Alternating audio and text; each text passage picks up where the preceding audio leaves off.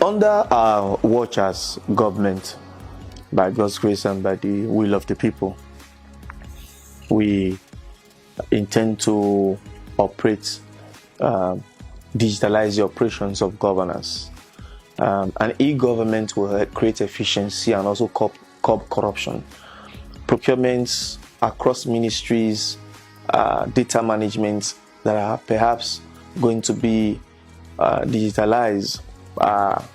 We will do our best to make sure there is no delay in governance. If, for example, a ministry wants to get things done through the platform, it's easier for us to communicate and accentuate government documents and government files that are necessary. The ones that are sensitive may not be, but the ones that are necessary, we'll run them through government platforms online, where we digitalize the entire operations, especially financing and accounting of ministries and parastatals. Another thing that I really would love to do is to create a whistleblower system within the government space. If you report somebody in a ministry or a parastatal, or you have evidence of somebody doing procurement fraud within government space, you have entitlement of the person's loot within our space as government.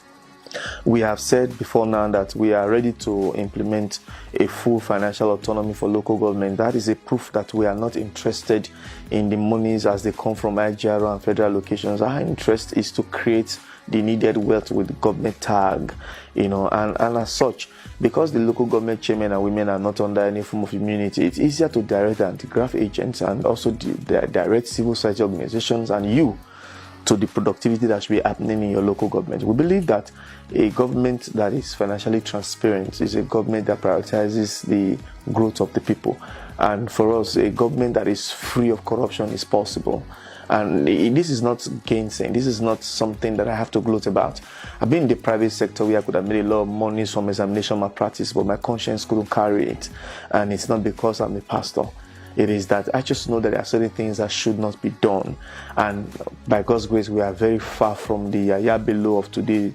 Because the Yaya Bello of today have completely left the youth environment are washed with skepticism of senseless government expenditures and reckless lootery in government spaces.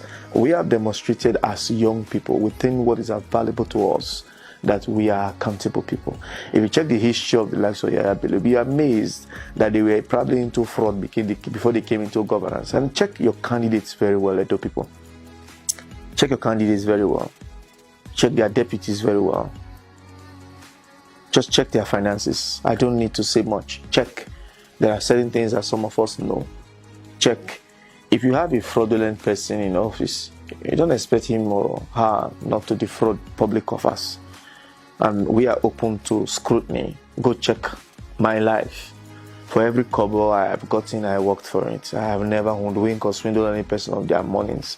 And it's upon this basis that we are asking you that if we are faithful in a little, the scripture teaches that he who is faithful in a little is faithful in a lot. We're asking you to give us the opportunity to create an Edo that has enormous wealth. And still, it is my fundamental belief that an Edo that solves poverty is possible.